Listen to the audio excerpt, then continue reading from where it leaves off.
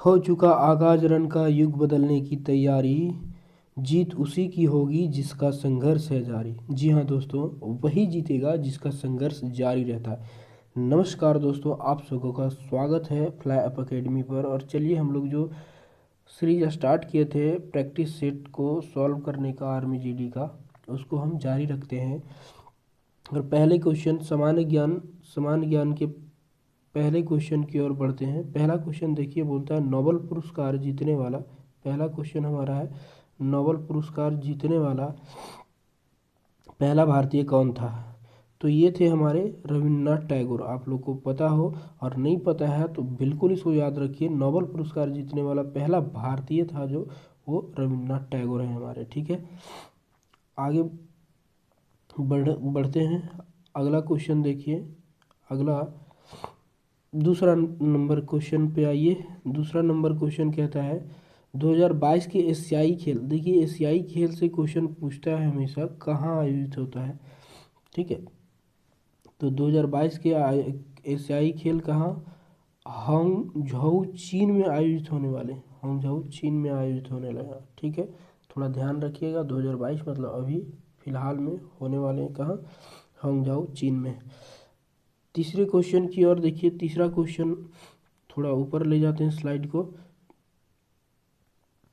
तीसरा क्वेश्चन आप लोग देख पा रहे होंगे। तीसरा क्वेश्चन क्या कहता है कि भारत के प्रथम राष्ट्रपति कौन थे। भारत के प्रथम राष्ट्रपति, ये तो आप लोग जवाब दे सकते हैं। वीडियो को पॉज करके जवाब देने का कोशिश कीजिएगा, तभी आप चीज़ों को बहुत देर तक याद रख पाइएगा। प्रथम राष्ट्रपति कौन थे, डॉक्टर राजेंद्र प्रसाद। ठीक है, आगे 4 नंबर क्वेश्चन देखिए, भारत सन डैश में स्वतंत्र हुआ था। ऐसे सवालों को आप बिल्कुल बिना हिचकिचाहट के साथ जवाब दीजिएगा। कब आज़ाद हुआ था हमारा देश, तो 1947 में आज़ाद हुआ था। क्या, 15 अगस्त 1947 को। आगे हम बढ़ते हैं। 5वां नंबर देखिए, महात्मा गांधी की हत्या डैश को हुई थी। महात्मा गांधी की हत्या डैश को हुई थी, कब हुई थी बताइए, कब हुई थी ये बताइए। महात्मा गांधी की हत्या 26 जनवरी 1950 को, बी नंबर जनवरी 30 1948 को। तो जी हाँ, यही वह डेट था जब इनकी हत्या कर दी गई थी नाथूराम गोडसे के द्वारा, 30 जनवरी 1948 को। क्या रिजल्ट रहा नहीं रहा वो हिस्ट्री का पार्ट है, आप लोग देखिएगा। यहाँ हम स्टैटिक सीधे क्वेश्चन आंसर करेंगे, ज़्यादा टाइम नहीं लेंगे हम आप लोग का। 30 क्वेश्चन करना होता है हमें, बहुत कम समय में इसको निपटाएंगे। ठीक है, आप लोग बने रहिएगा। 6 नंबर क्वेश्चन देखिए, छठा नंबर क्वेश्चन हमारा कहता है, छठा नंबर, सबसे आखिरी में किस भारतीय राज्य को रेलवे नेटवर्क से जोड़ा गया। देखिए अच्छा क्वेश्चन है, सबसे आखिरी में किस भारतीय राज्य को रेलवे नेटवर्क से जोड़ा गया है, ये सिक्किम है। ठीक है, सिक्किम को सबसे आखिरी में जोड़ा गया।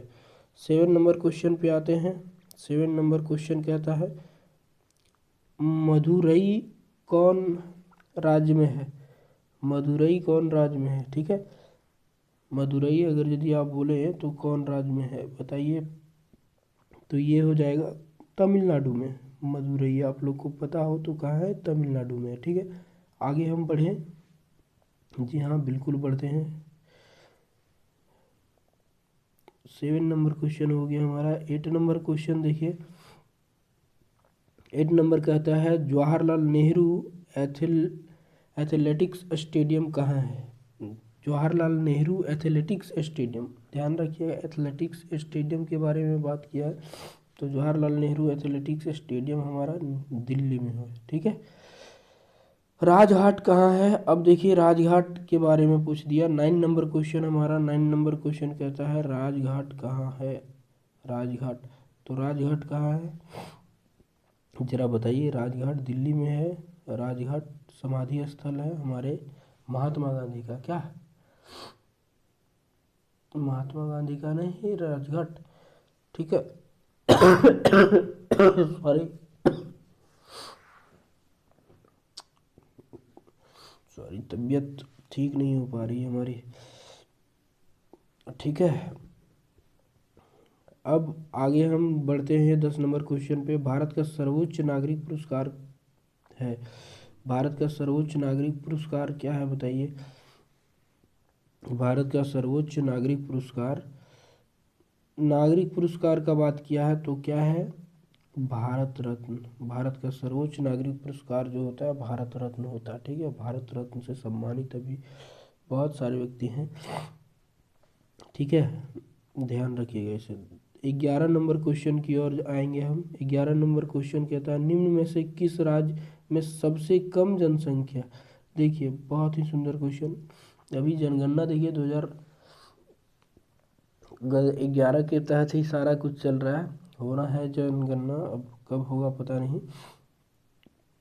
सबसे कम जनसंख्या है किस राज्य में बताइए। तो ये सबसे कम जनसंख्या वाला राज्य है सिक्किम। ठीक, ममता बनर्जी, 12 नंबर क्वेश्चन कहता है ममता बनर्जी किस राजनीतिक पार्टी से संबंधित है। ममता बनर्जी, देखिए अभी ममता बनर्जी दीदी का सरकार कहाँ है, पश्चिम बंगाल। पश्चिम बंगाल में ये तो किस पार्टी से, वो राजनीतिक पार्टी से है तो वो तृणमूल कांग्रेस से है। तृणमूल कांग्रेस से, क्या ध्यान रखिएगा थोड़ा, तृणमूल कांग्रेस से है वो। आगे क्वेश्चन की ओर बढ़ते हैं, आगे क्वेश्चन की ओर। 13 नंबर क्वेश्चन देखिए। 13 नंबर, पहला ओलंपिक खेल डैश में हुआ था।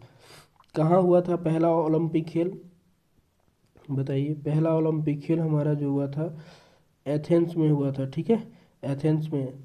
बहुत ही हाईलाइटेड क्वेश्चन है दोस्त, याद रखिएगा। पहला ओलंपिक खेल ये पूछता है, बहुत बार पूछता है। पहला ओलंपिक खेल कहाँ हुआ था, तो एथेंस में हुआ था। 14 नंबर पे आते हैं, सचिन तेंदुलकर किस खेल से संबंधित है।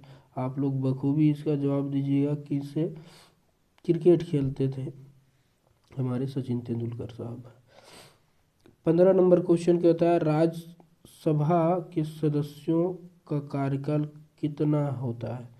राज्यसभा के सदस्यों का कार्यकाल कितना होता है बताइए।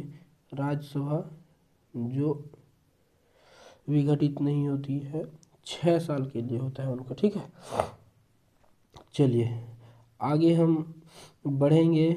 15 क्वेश्चन हो चुके हैं, 15 क्वेश्चन और करेंगे। ये समान ज्ञान के थे और समान विज्ञान के मेरे बच रहे हैं, उसको करेंगे। ठीक है, तो बने रहिए।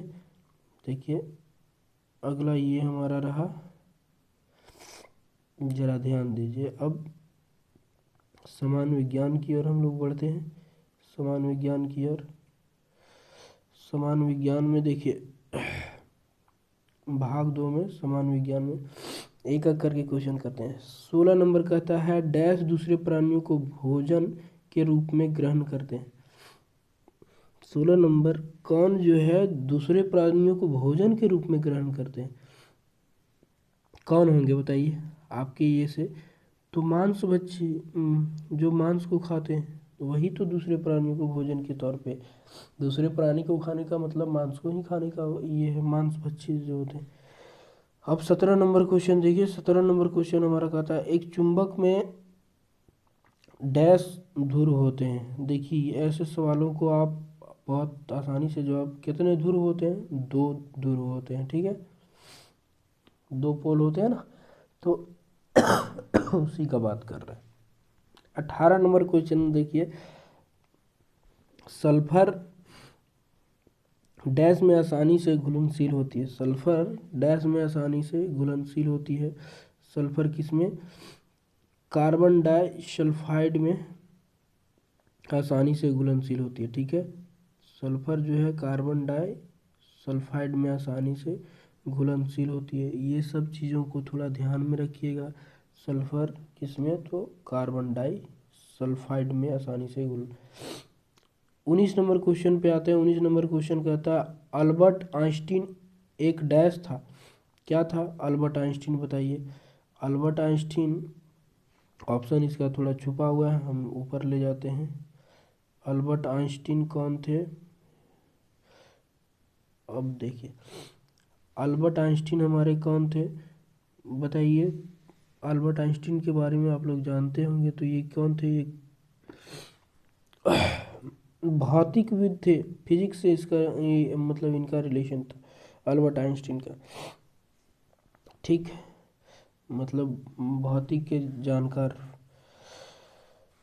अब अगला क्वेश्चन पे हम लोग बढ़ते हैं, 20 नंबर क्वेश्चन। और देखिए दोस्तों, अगर यदि आप लोग को अच्छा लग रहा है, हाँ, आप चाहते हैं कि इसी तरह का मेहनत हम करते रहें, तो बिल्कुल वीडियो को प्यार दीजिए, औरों के साथ शेयर कीजिए, तभी हम इसको कंटिन्यू रख पाएंगे और जोश के साथ आप लोग के पास वीडियो डालते रहेंगे। ठीक है। 20 नंबर, एड्स होता है किससे होता है? देखिए, कल भी बीमारी का बात आया था, बीमारी कल के ये में प्रोटोजोआ के बारे में पूछा था, जो बैक्टीरिया से होता है। आज पूछा एड्स होता है, एड्स डैश से होता है, एड्स किससे होता है बताइए? एड्स के बारे में अगर यदि जाने तो ये बहुत घातक बीमारी है जो वायरस से होता है। क्या? एड्स जो है वायरस से होता है। ईसीजी का उपयोग डैश रोगी की पहचान के लिए किया जाता है। ईसीजी का उपयोग किसके? हृदय, ईसीजी, ईसीजी किसका होता है? हृदय से रिलेटेड होता है। ठीक है, इतना ही जानिए। ईसीजी का उपयोग हृदय रोगी की पहचान के लिए किया जाता है। Sorry, ECG. Okay. 22 number question देखिए, बोलता है कंडेंसर का प्रयोग होता है। अब कंडेंसर का प्रयोग किस में होता है तो बताइए? आवेश को उत्पन्न करने के लिए, पहला ऑप्शन। दूसरा ऑप्शन विद्युत उत्पन्न करने के लिए।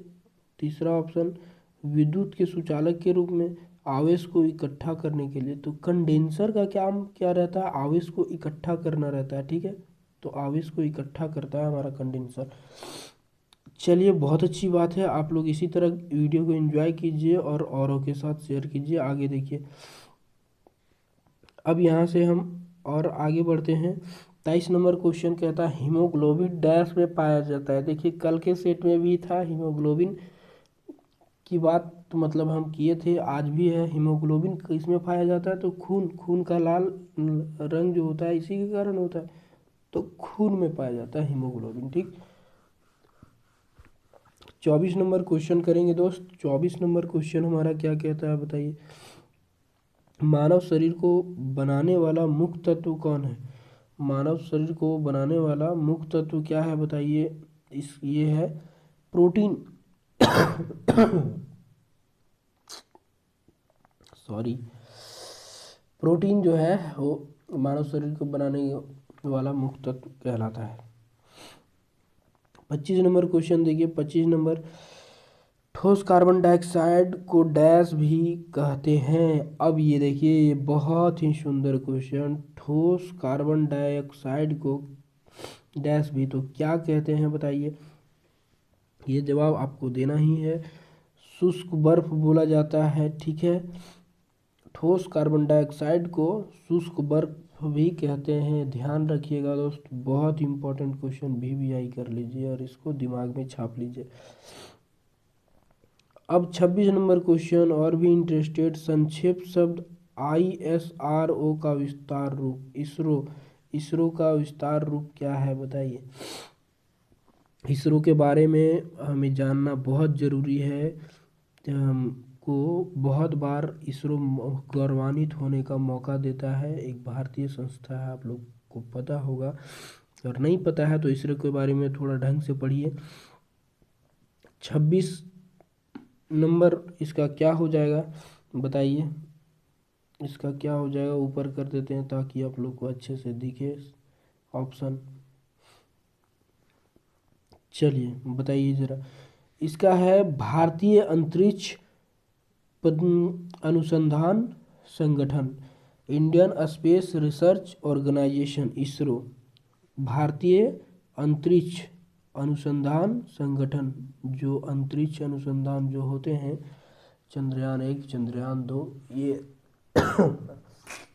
मतलब अंतरिक्ष में जो अपना सैटेलाइट वगैरह भेजते हैं, भारतीय अंतरिक्ष अनुसंधान संगठन, थोड़ा याद रखिएगा इसे। ठीक है, और इसके बारे में अच्छे से पढ़िए।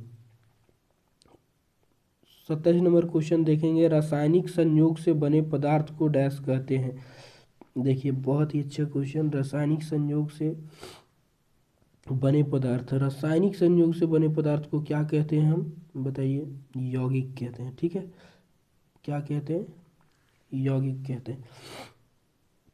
ओजोन गैस का रंग कैसा होता है, ozone gas, ozone gas O3, इसका रंग कैसा होता है आपको बताना है। बताइए अगर यदि पता हो तो। इसका रंग कैसा होता है, हल्का नीला होता है ओजोन गैस का रंग। अब आगे बढ़ते हैं 29 नंबर, शरीर में सबसे मजबूत पेशी। अब देखिए शरीर में सबसे मजबूत पेशी कौन सी है, जबड़े वाली। आपके जबड़े की जो पेशी है वो सबसे मजबूत होती है, जबड़े वाली, ठीक है, जबड़े वाली। देखिएगा अच्छे से। अब थोड़ा और ऊपर बढ़ते हैं हम, थोड़ा और ऊपर। देखिए शुद्ध जल का रंग होता है, कैसा होता है भाई साहब, आप जरा बताइए तो। शुद्ध जल का रंग,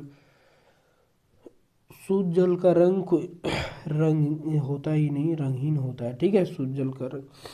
तो हमने 30 क्वेश्चन किया। देखिए इसी तरह से 30 क्वेश्चन करते जाते हैं तो बहुत सारा जीएस आपके माइंड में, मतलब एक कलेक्शन हो जाएगा बहुत सारे जनरल नॉलेज का, ठीक है। इसी तरह से बने रहिए और वीडियो को दूसरों के साथ शेयर कीजिए। पसंद आता है तो लाइक कमेंट करना ना भूलें और दूसरों के साथ शेयर करना भी ना भूलें, ठीक है। आज के लिए इतना ही रखते हैं। पूरे जोश जुनून के साथ पढ़ाई को जारी रखिए। जब भी एग्ज़ाम होगा हम टूट पड़ेंगे और अच्छा स्कोरिंग करेंगे, क्या। आज के लिए इतना ही दोस्तों, जय हिंद।